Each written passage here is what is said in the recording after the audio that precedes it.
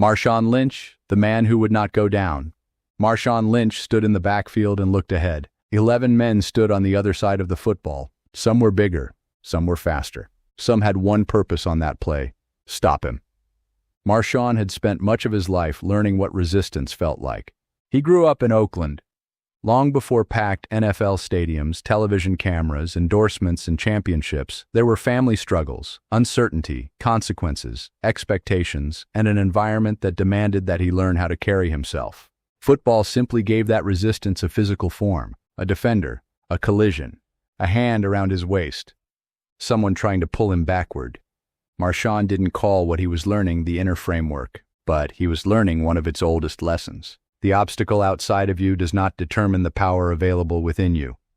There is the physical plane. It contains the circumstances, your body, your environment, your opponent, your history, the scoreboard, the clock, the things that have already happened, and the things standing directly in front of you. Marshawn could not make the defenders disappear. He had to run through them. But there was also the mental plane. What does resistance mean? Does resistance mean stop?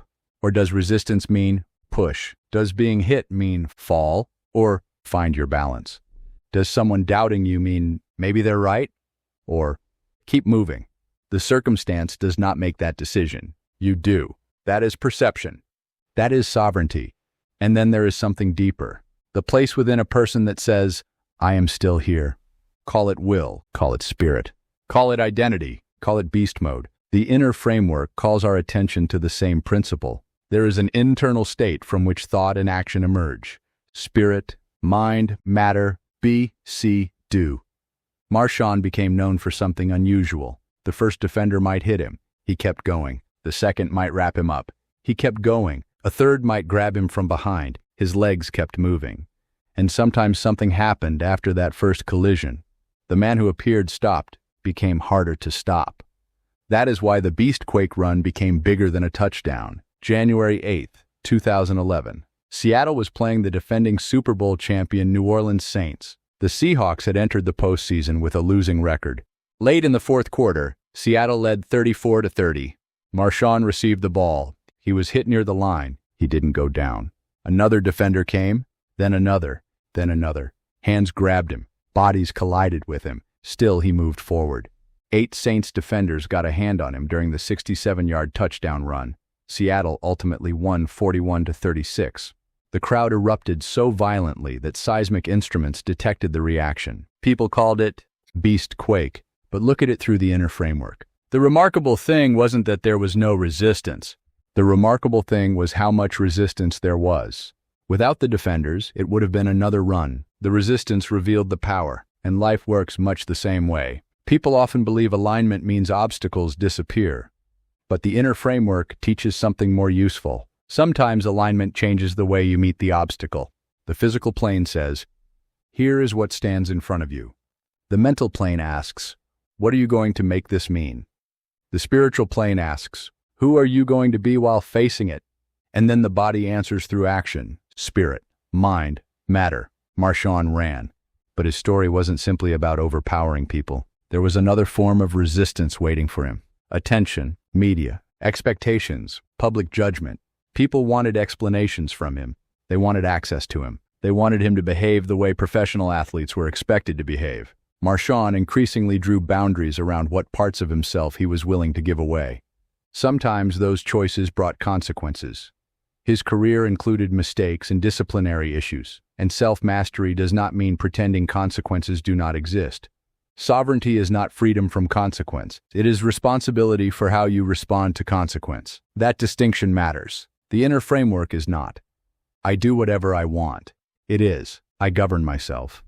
And governing yourself requires knowing what belongs to you. Your attention, your effort, your response, your identity, your next action. Lynch eventually became famous for refusing to perform a personality simply because others expected one from him. There was another lesson hiding there. Not every external demand deserves internal authority. The world can speak about you without becoming the voice inside you. The crowd can cheer. The crowd can boo. Reporters can criticize. People can misunderstand. The scoreboard can say you're behind. A defender can have both arms around you. None of those things gets the final vote on who you are. And perhaps that is why Marshawn's greatest moments looked the way they did. Seattle later described him as a player who was especially effective in big games. Across 11 postseason games with Seattle, he accumulated 937 rushing yards and 9 touchdowns, including 6 100-yard performances. When the pressure increased, something inside him seemed to become more available. That is the part worth studying, because everyone has experienced their own version of third and short. Everyone eventually reaches a moment when life says, "We need something from you now. Not tomorrow, not when you feel better, not after everything becomes easier. Now, maybe it is your family depending on you. Maybe it is losing a job. Maybe it is starting over, and maybe it is grief. Maybe it is temptation. Maybe it is fear. Maybe everything you planned has collapsed, and suddenly there is no open field.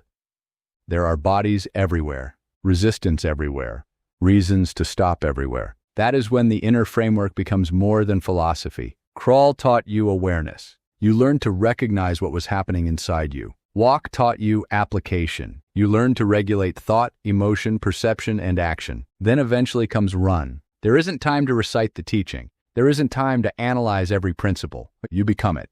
Marshawn didn't need to think, "Now I will practice sovereignty." He protected what he believed belonged to him. He didn't need to think, "Now I will demonstrate mental transmutation." Resistance became fuel. He didn't need to think, "Now I will demonstrate spirit, mind, matter." Something within decided.